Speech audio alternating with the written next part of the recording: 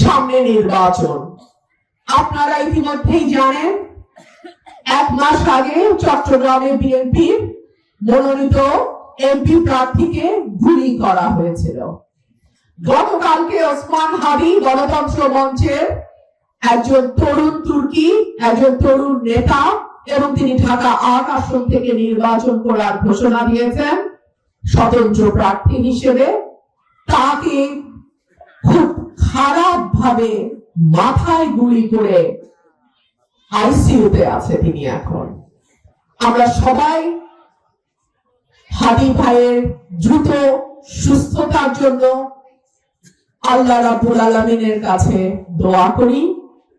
তবে এই সকল গুলির ঘটনা, আহত করার ঘটনা সুষ্ঠু তদন্ত সরকারকেই করতে হবে।